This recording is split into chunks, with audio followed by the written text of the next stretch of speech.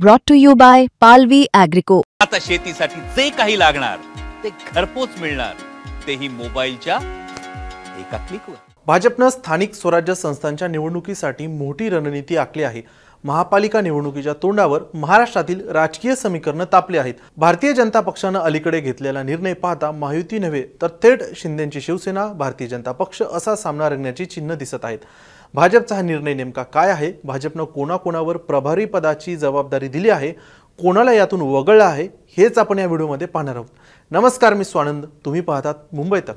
मागील काही महिन्यांपासून ठाण्यात भाजपचे आमदार संजय केळकर हे शिंदेच्या शिवसेनेच्या नेत्यांवरती सतत टीका करत आहेत। आता पक्षाने त्यांच्याच खांद्यावरती ठाणे निवडणूक प्रमुख पदाची जबाबदारी सोपवली आहे। याचा अर्थ म्हणजेच भाजप आक्रमक पवित्रा कायम ठेवणार असून स्वबळाचे संकेत दिले आहेत। तर दुसरीकडे ठाण्यात वनमंत्री गणेश नाईक यांनी जनता दरबार सुरू करून शिंदेच्या शिवसेनेला थेट शह दिलाय।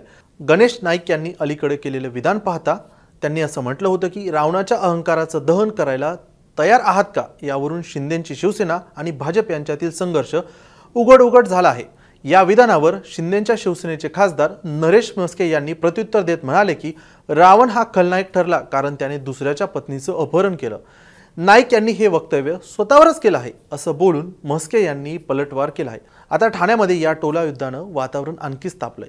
आता भाजपने नाईक यांच्याकडे जिल्हा निवडणूक प्रभारी पदाची जबाबदारी दिली असून केळकर निवडणूक प्रमुख आहेत। त्यामुळे ठाण्यातील लढाई आता महायुतीत नव्हे तर भाजप विरुद्ध शिंदेची शिवसेना अशी होण्याची शक्यता आहे।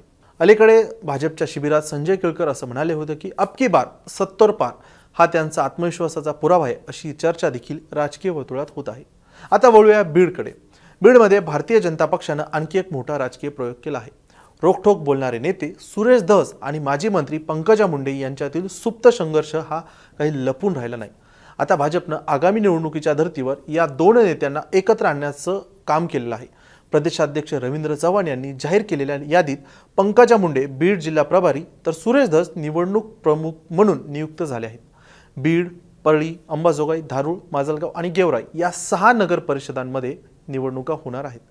परळी हे पंकजा मुंडेंचं होमटाऊन असून मागच्या निवडणुकीत येथे भाजपला पराभव स्वीकारावा लागला होता। आता यावेळी मात्र पक्ष दोघांच्या ताकदीचा फायदा घेणार आहे, म्हणजे पंकजा मुंडे आणि धस। सुरेश धस हे सुरुवातीपासूनच बंडखोर आणि आक्रमक नेते म्हणून ओळखले जातात, तर पंकजा मुंडे यांच्याकडे वारसा आणि जनाधार आहे। या दोघांच्या एकत्र येण्याने पक्षाला संघटनात्मक बळ मिळणार असल्याचं निरीक्षण राज्यातील भाजपचे नेते मानतात, अशी चर्चा देखील आता राजकीय वर्तुळात आहे।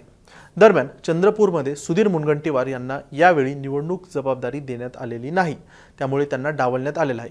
तर मुंबईत भारतीय जनता पक्षाने आशिष शेलार यांच्यावर परत एकदा विश्वास दाखवत त्यांना जबाबदारी दिली आहे।